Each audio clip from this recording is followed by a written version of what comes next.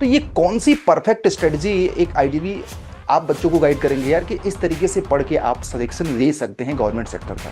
दो चीजें हैं। अगर आप वर्किंग है तो उसके लिए आप अलग स्ट्रेटेजी अपना सकते हैं। अगर आप अगर बच्चे का कॉन्सेप्ट क्लियर है, जैसे आपसे मैं पूछना चाहता हूँ, क्या आपने क्वेश्चंस की प्रैक्टिस के लिए किसका सहारा दिया, मॉक टेस्ट का या जितने भी रेफरेंस स्टैंडर्ड बुक आपकी कॉम्पिटेटिव एग्जाम की आती हैं उस तरह का? सर मैंने मोस्टली तो अपने नोट्स ही देखे थे, क्योंकि हम्म। मुझे उतना ज़्यादा टाइम नहीं मिल पाता था। अच्छा, इसमें जो टॉपिक वो सेलेक्ट करते हैं, क्या वो मतलब कि प्लांट रिलेटेड ही टॉपिक सेलेक्ट करते हैं या फिर आउटसाइड द बाउंड्री, लाइक कि एचपीसीएल है तो एचपीसीएल से रिलेटेड बहुत सारी मशीनरी है, इक्विपमेंट्स है, बहुत सारी एक्टिविटी है, तो क्या उसी के अराउंड वो टॉपिक सेलेक्ट करते हैं या कुछ बाहर के भी? 5 ऐसे ग्रुप बने थे, तो mostly topic related to refinery plants.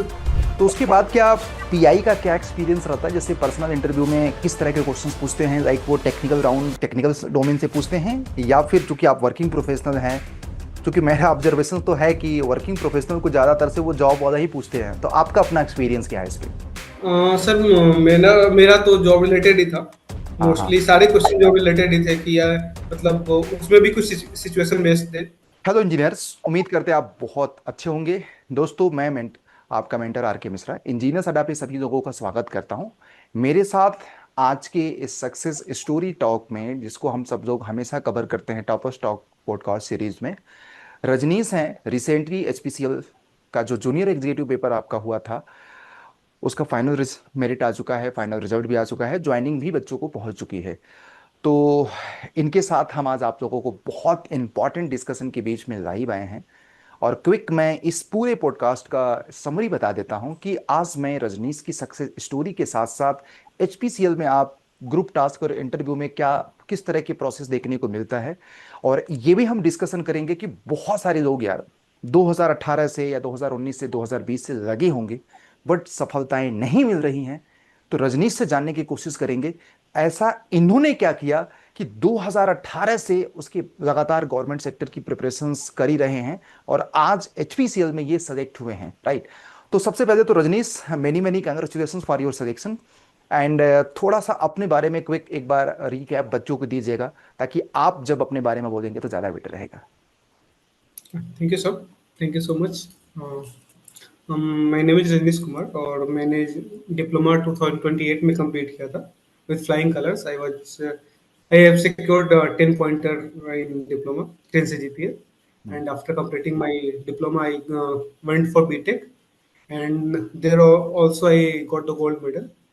वहाँ पे मेरा 9.94 CGPA से मैंने डिग्री किया, बीटेक। एंड आफ्टर दैट मैंने कैंपस प्लेसमेंट ही ले लिया था। उसके बाद तैयारी मेरी गवर्नमेंट जॉब्स के लिए ऑन एंड ऑफ जारी थी, और लास्ट एक साल से या 6 महीने से I was serious about the preparations, तो मैं लगा रहा और फाइनली HPCL JEU क्रैक हो गया। Okay.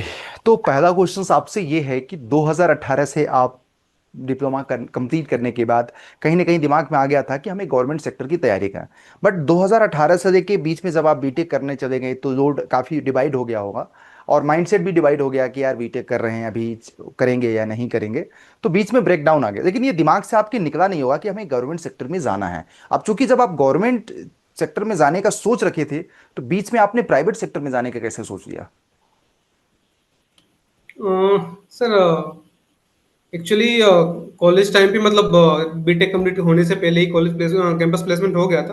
Hmm and Adani is a good brand. Adani hmm में मेरा कैंपस सिलेक्शन हुआ था, तो ब्रांड नेम काफी अच्छा है। That's why hmm I choose for this placement. और उसके हम्म बाद फिर पैकेज भी अच्छा था शुरुआत से, तो इंसान का जो मोटिवेशन होता है, या तो मनी होता है, नहीं तो हम्म फिर प्रेशर होता है, तो वो हम्म दोनों यहाँ पे फुलफिल हो रहे थे।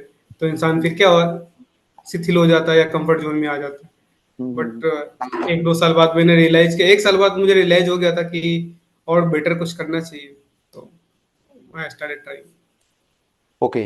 तो एचपीसीएल में बेसिकली अभी रिसेंटली प्रोसेस कंप्लीट हुआ है, तो मैं एक बच्चे का मन में सवाल आता है कि यार गवर्नमेंट जॉब की प्रिपरेशंस के लिए क्या एक परफेक्ट स्ट्रेटेजी होनी चाहिए, क्योंकि देखो 2018 में डिप्लोमा किया, फिर आपने बीटेक किया, फिर अच्छी बात रहा कि आपका अदानी जैसे कंपनी में आपका प्लेसमेंट हो गया, अच्छी सैलरी थी, अच्छा वर्क कल्चर भी है। आई थिंक मुझे पता है कि अदानी का वर्क कल्चर बहुत अच्छा है।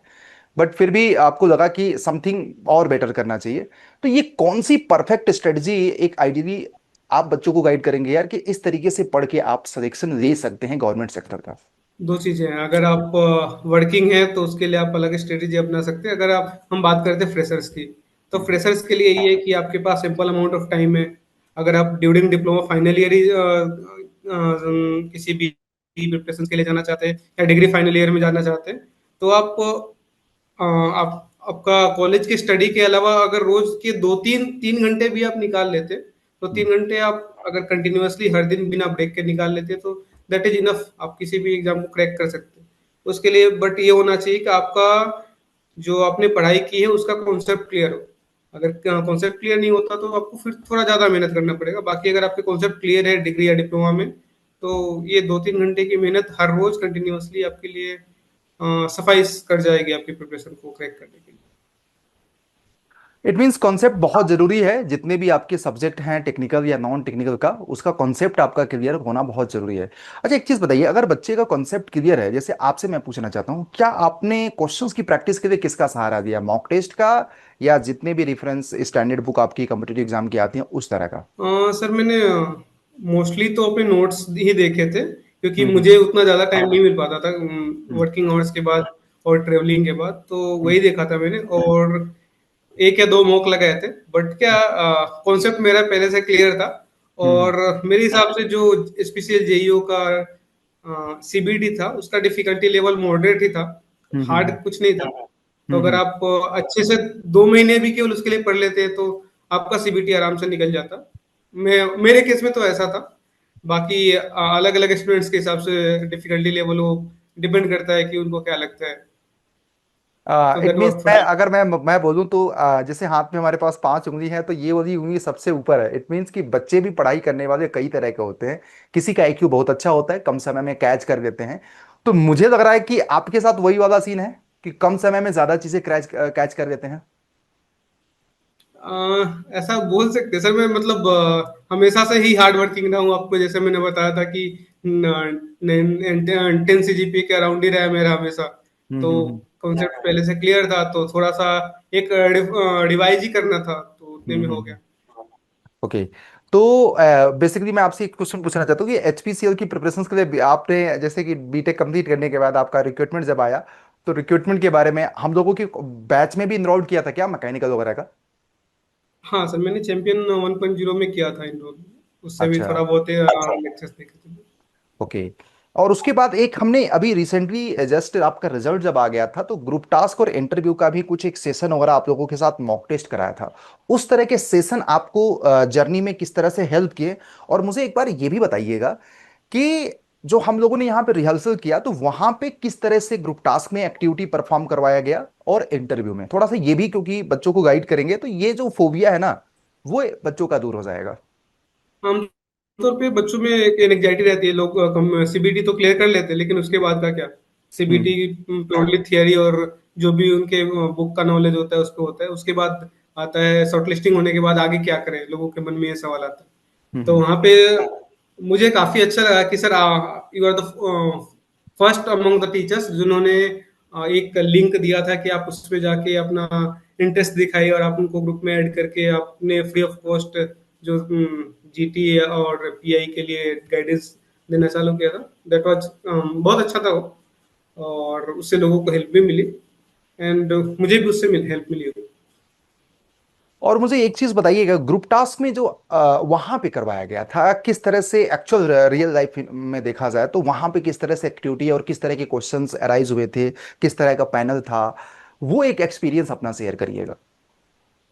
ग्रुप टास्क के लिए बेसिकली हमारे यहाँ मैं मेरा एचपीसीएल वडाला में इंटरव्यू हुआ था और ग्रुप टास्क। तो वहाँ हम्म। पे 6 से 7 लोगों का पैनल था। हम्म। और वो आप में मेनली ऑब्जर्व कर रहे थे दो तीन चीजें। पहला तो आपके लीडरशिप स्किल देख रहे थे, दूसरा हम्म। कम्युनिकेशन स्किल, और हम्म। तीसरा टीम वर्क। हम्म। तो आपको अगर एक ग्रुप टास्क करना है तो आपको प्रैक्टिस तो करके ही जाना पड़ेगा कि ग्रुप टास्क करते हैं कैसे। हम्म। उसके लिए अड्डा का प्लेटफॉर्म है, और जहां से भी आप सीख सकते हैं। सीख हम्म। के जाइए, 2-4 या 5 मॉक लगा के जाइए, ताकि आपको कॉन्फिडेंस रहे कि आप वहां बोल सकते हैं। ग्रुप टास्क कोई बहुत बड़ी चीज नहीं है। बस उसमें आपको एक टीम की तरह काम करना होता है और अपने अच्छे पॉइंट्स रखने होते हैं। अगर आपके पॉइंट्स अच्छे हैं तो उसके आपको अच्छे मार्क्स मिलते हैं। और आपको टीम के साथ बैलेंस अप्रोच लेके ही चलना होता है। आप अलग एकदम से अलग नहीं जा सकते। ये जीडी नहीं है कि आपने अपना एक अलग पॉइंट ले लिया और उस पर आप बने रहे। कभी कभी ऐसा होगा कि कंसेंसस में आपके पॉइंट्स कंसीडर हो, कभी कभी ना भी हो, बट एक ग्रुप की तरह आपको काम करना होता है। आपके ग्रुप को कंसेंसस बनाना ही पड़ेगा, तभी आपके ग्रुप में किसी को पास किया जाएगा। अगर ग्रुप में कंसेंसस नहीं बना तो काफी हाई चांसेस है कि आपकी जो 7 या 8 लोगों की टीम है, पूरी टीम को फेल कर दिया जाए। तो ग्रुप टास्क की मार्किंग काफी स्ट्रिक्ट होती है। और ग्रुप टास्क के बाद जो लोग डिस्क्वालीफाई हो जाते हैं उनके लिए भी वो काफी दुख होता है कि कोई 100 किलोमीटर, कोई 1000 किलोमीटर, कोई 2000 किलोमीटर से आता है और आधे घंटे ग्रुप टास्क के बाद उनको बाहर कर दिया जाता है। ग्रुप टास्क में बेसिकली अगर मैं स्ट्रक्चर की बात करूं तो स्टार्टिंग से ही बात कर लेते हैं। एचपीसीएल में वो आपको एक पेपर देते हैं जिसमें हिंदी और इंग्लिश दोनों में आपका टास्क लिखा होता है। और आपको पढ़ने के लिए, समझने के लिए, अपना स्ट्रेटेजी बनाने के लिए 10 मिनट का टाइम देते हैं। आप 10 मिनट का टाइम पूरा लो, अपने पॉइंट्स बनाओ, और उसके बाद फिर वो आपको बता देंगे कि आपका टाइम स्टार्ट होता है। जो टाइम स्टार्ट ना हो वो बोल देंगे। उसके बाद someone has to initiate the introduction. तो मेरे केस में मैंने किया था। तो इंट्रो देने के बाद अपना आप एक दो पॉइंट दीजिए। ऐसा नहीं कि इंट्रो के टाइम पे ही आपने सारा पॉइंट बोल दिया। बाकी और डिस्कशन या जो आपका टास्क है उसको एक पर्टिकुलर डायरेक्शन दीजिए, ताकि बाकी लोग भी उसके बारे में बात कर सके। बीच बीच में आप जो लोग नहीं बोल रहे हैं उनको बोलने का मौका दीजिए। और इसे लास्ट में आप पॉइंट जोट डाउन कर, मीडिएट भी कर सकते हैं अगर कोई बहुत ज्यादा बाहर जा रहा हो टॉपिक से, कि भाई हम हमारे पास फिक्स्ड अमाउंट ऑफ टाइम है, ये 10 मिनट 15 मिनट का टाइम है, उसमें अपने कंसेंसस भी बनाना है, तो पॉइंट रिलेवेंट ही है। और जब 15 मिनट का टाइम खत्म होने वाला होता है तो 2 मिनट पहले आपको बता देते हैं कि अभी केवल 2 मिनट बचे। आपको ऐसा नहीं बोलेंगे कंक्लूड करो, लेकिन जब आपको बोलते हैं 2 मिनट बचे हैं तो आपको ऑटोमेटिकली समझ में आ जाना चाहिए कि अभी आपको कंक्लूड करना है, आपका डिस्कशन खत्म होने वाला अच्छा, इसमें जो टॉपिक वो सेलेक्ट करते हैं, क्या वो मतलब कि प्लांट रिलेटेड ही टॉपिक सेलेक्ट करते हैं या फिर आउटसाइड द बाउंड्री, लाइक कि एचपीसीएल है तो एचपीसीएल से रिलेटेड बहुत सारी मशीनरी है, इक्विपमेंट्स है, बहुत सारी एक्टिविटी है, तो क्या उसी के अराउंड वो टॉपिक सेलेक्ट करते हैं या कुछ बाहर के भी?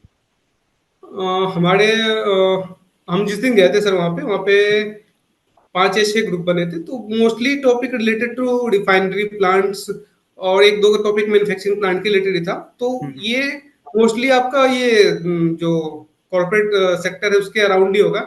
ऐसा नहीं कि बाहर से आपको क्लाइमेट पे पूछ दिया है समथिंग। हम्म। हमारे केस में तो ऐसा नहीं था, जितना मैंने जीटी सुना, क्योंकि उनको भी वैसे ही लोग चाहिए जहाँ पे उनको काम कराना है, वो उसी सब्जेक्ट या उसी विषय पे बात करना चाहते हैं, और उसमें लोग क्या कर सकते हैं उसका देखना चाहते हैं। हाँ, एक्चुअल में मैंने भी जितने भी टॉपर स्टॉक एचपीसीएल के किया तो उसमें एक कॉमन ऑब्जर्वेशंस रहा। और मैं भी लास्ट टाइम भी मैनेजमेंट ट्रेनिंग वाला भी जब करवाया था तो उसमें भी ऐसा था कि जो भी टॉपिक देते हैं वो रिलेटेड टू प्लांट ही दे देते हैं वो। अच्छा, जब जीटी आपका हो जाता है, जैसे कि आउट ऑफ 8 हो सकता है कि उस ग्रुप में कितने बच्चे को आना एवरेज, ऐसा फिक्स पैटर्न तो नहीं होगा, जिनको जितने बच्चे अच्छे लगे उनको दे देंगे? सर हमारे मतलब हम जिस दिन गए थे उस हम्म। दिन ऑन एन एवरेज हर एक ग्रुप में 8 बच्चों का ग्रुप बना था। तो 4 लोग हाँ सिलेक्ट हुए थे, और हमारे ग्रुप में केवल 3 लोग सिलेक्ट हुए थे। हाँ हाँ हाँ। बाकी मतलब 50% बच्चे सिलेक्ट हो जाते अगर ऐसा स्टेटिस्टिक्स देखे तो। बाकी के हम्म। 50% को सेम टाइम पे एलिमिनेट कर देते। वहां पे ओके। फिर आपको बोलते हैं कि लंच करके आप अब जा सकते हैं। ओके, बड़ा कष्ट होता है उस समय एक्चुअल में। रिटन टेस्ट बच्चों को तो माइंडसेट होता है यार कि रिटन टेस्ट निकाल दिया तो बहुत बड़ी बात है। अब फिर भी क्या और करो, उसमें भी सच्चाई है। क्या कह रहे उसमें हो? भी ऐसा है सर कि जो लोग काफी अच्छे मार्क्स के साथ आए थे, हाँ जो हाँ। 130 135 वाले लोग थे, वो भी जीटी में फेल हो गए। तो उनको तो और ज्यादा, उनके लिए और ज्यादा दुख होता है कि भाई कट ऑफ से भी इतना ऊपर, 30 35 नंबर कट ऑफ से ऊपर जाने के बाद भी आप अगर जीटी क्रैक नहीं कर पाते तो फिर वो दिक्कत होती है।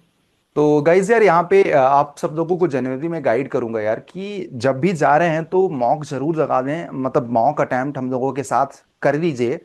क्योंकि इससे आपको पता चल जाता है यार कि एक्चुअल में वहां पे क्या होने वाला है। आप बोल पाते हो कि नहीं 5 6 लोगों के 10 लोगों के बीच में, फिर वहां पे कुछ अगर गैप होता है तो हम लोग गाइड कर देते हैं। तो आप लोग ध्यान दीजिएगा, अच्छी मेरिट है, फिर भी कोशिश करो। अगर आपको अपने ग्रुप टास्क में कुछ कमी नजर आ रहा तो उसको मॉक के माध्यम से कंप्लीट करो। अच्छा, उसके बाद जैसे ग्रुप टास्क में मान के चलो हो गया कंप्लीट, फिर उसके बाद आप लोगों का क्या होता है, इंटरव्यू होता है? सर एक चीज मैं और बताना चाहूंगा कि ग्रुप टास्क में language is not a barrier. हाँ आप हाँ। जिस लैंग्वेज में कंफर्टेबल हैं आप उस लैंग्वेज में बोल सकते हैं। आपको मार्क्स उसके लिए नहीं कटेंगे। तो अगर आप हिंदी में कंफर्टेबल है तो हिंदी में बोलिए, लेकिन कॉन्फिडेंस दिखना चाहिए। ऐसा नहीं हम्म। कि आपको चीजें आती है बट आप इंग्लिश में बोलने जाए और फिर उसमें कॉन्फिडेंस डाउन हो जाए तो मार्क्स वहां पे कट जाएंगे। तो एचपीसीएल या कोई भी पीएसयू मोस्टली हिंदी और इंग्लिश दोनों अलाउ करती है। तो language is not a barrier, वहां पे जाके आप हिंदी में बात कर सकते हैं।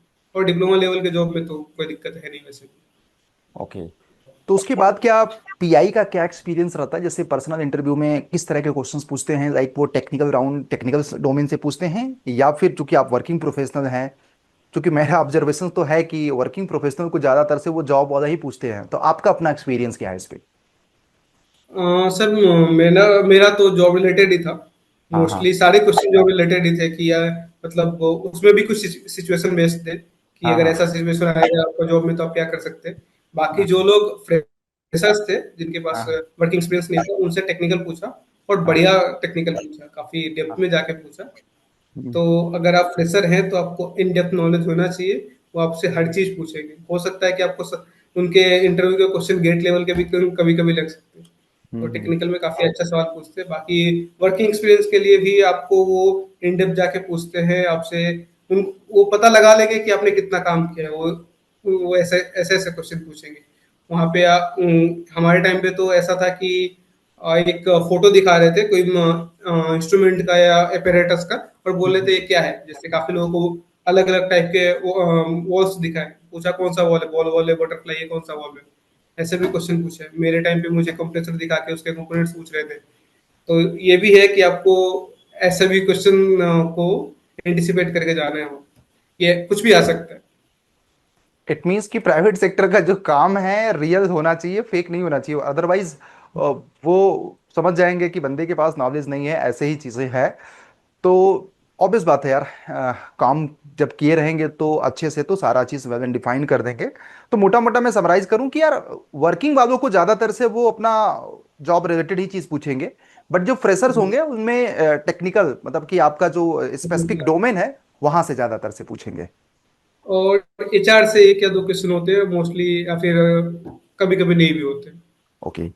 तो चलो ये तो क्विक रहा, और एक चीज मैं आपसे पूछना चाहता हूँ, फैमिली बैकग्राउंड के बारे में थोड़ा सा बताएंगे किस तरह से आप, चूंकि बड़ी लंबी जर्नी होती है 2018 से बीटेक डिप्लोमा करने के बाद इतना समय तक, घर वाले भी कहीं ना कहीं एक उम्मीद लगाए रहते हैं कि यार बच्चा हमारा कब तक सेट होगा। तो वो एक थोड़ा सा अपना एक्सपीरियंस शेयर करिएगा, आप लोगों के साथ कैसा होगा? फैमिली बैकग्राउंड में सर मेरा फैमिली बैकग्राउंड अच्छा है। मेरे पापा सेल्फ एम्प्लॉयड है। तो हम्म। काफी सपोर्ट रहा पापा मम्मी का, सबका, भाई बहन सबका सपोर्ट रहा। हम्म। तो एज सच उनको एक्सपेक्टेशन तो थी, बट उनको साथ साथ भरोसा भी था कि उनको पता था कि कहीं ना कहीं तो अच्छी जगह सेलेक्ट हो ही जाऊंगा मैं। ऐसा जो भी मेरे मार्क्स को देख के या जो भी चीजें थी उसको देख के हम्म। उनको लगाया था कि ये तो कर लेगा, इसको ज्यादा बोलने की जरूरत नहीं। बट ये बोलते रहते कि ट्राई, मेरे पापा हमेशा एक बात बोलते थे, हम्म। ट्राई करते रहो। ऐसा नहीं कि कंफर्ट जोन में आके आप बैठ गए।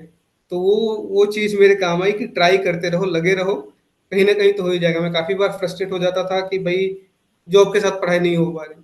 तो वो हम्म। बोलते थे कि कोई बात नहीं, नहीं निकलेगा कोई बात नहीं, लेकिन एग्जाम दे के आओ, ट्राई करते रहो।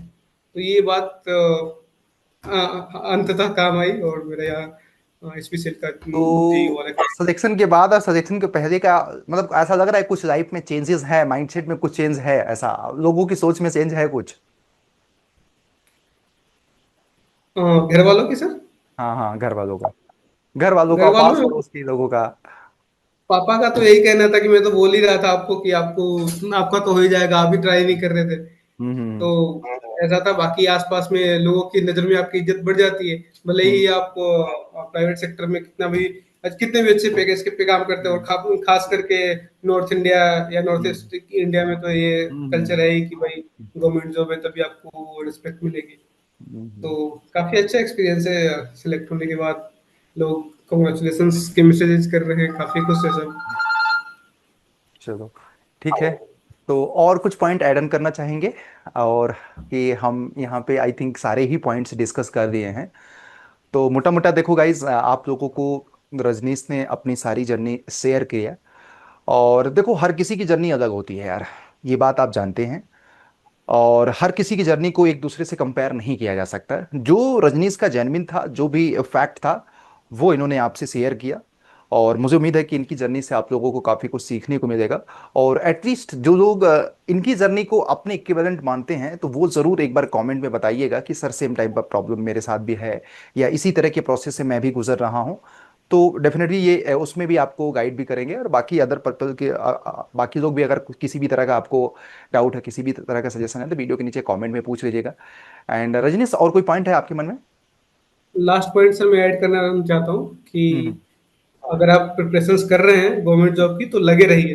काफी बार हम्म। आपको असफलताएं मिलेंगी, आप टूटेंगे बिखरेंगे, आपको लगेगा कि मैं क्या ही कर रहा हूँ, ये सब हम्म। करने का कोई मतलब नहीं है, बट लगे रहिए।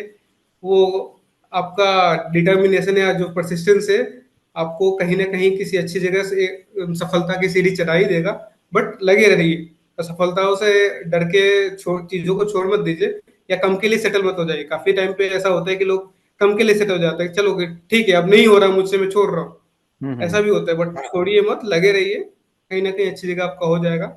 परसिस्टेंस के साथ लगे रहिए, हर दिन टाइम दीजिए कुछ ना कुछ, लेकिन लगे रहिए बस। बी परसिस्टेंट, ये मेरा अल्टीमेट एडवाइस है कि बी परसिस्टेंट। ठीक है।